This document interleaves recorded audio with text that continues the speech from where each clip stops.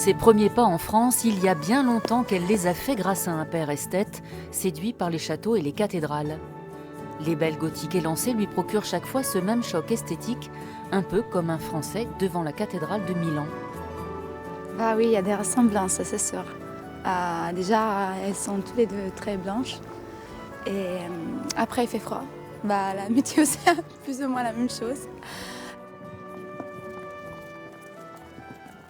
Buongiorno, mi chiamo Marta, vengo da Bergamo e sarò qui a Beauvais per quest'anno scolastico. Marta ne vient pas comme étudiante, mais comme assistante avec son master de langue et littérature étrangère. Ciao. Buongiorno. Ciao a tutti. Vi faccio qualche domanda. Face à des élèves de seconde débutants qui apprennent l'italien en troisième langue, elle va les emmener pas à pas dans sa langue, pas en mode Vespa, mais piano, en douceur. On n'apprend pas des langues mortes, on apprend des langues vivantes. Et les langues vivantes, il faut les parler, il faut les écouter. Et c'est ça que j'aime dans mon fonction, c'est de travailler sur la production orale, la compréhension orale. Cosa mangi tu a colazione? Mangio il pane. Je trouve que c'est pas mal parce que du coup, ça permet de voir l'accent italien, l'intonation, même les gestes. Cosa vuol dire? Qu'est-ce que ça veut dire ça? Non. Qu'il y a beaucoup de gens dans le bus. Esatto. L'italien, c'est aussi se passer des mots.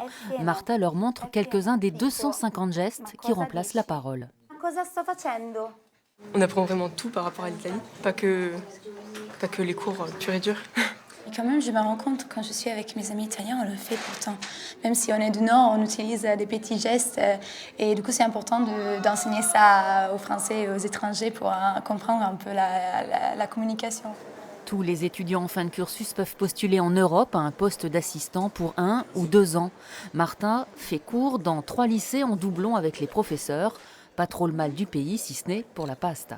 On va la cuisiner avec mes colocs à la part. Et après, j'ai trouvé aussi des magasins italiens ici sur Beauvais. Grosse différence avec la nourriture italienne? Un peu plus de beurre. Ça, je trouve, oui. Nous, on utilise plutôt l'huile. Moi, je préfère la cuisine italienne, qui me manque beaucoup. Et donc, je profite de la présence de Marta, qui cuisine occasionnellement à la maison.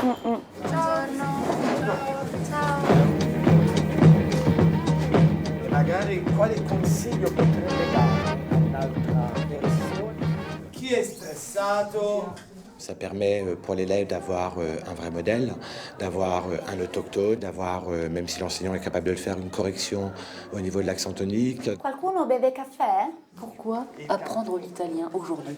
Pour les échanges commerciaux qui sont très développés en Europe, une langue qui n'est pas assez maîtrisée par la totalité des gens, donc une langue qui est très demandée sur le marché du travail.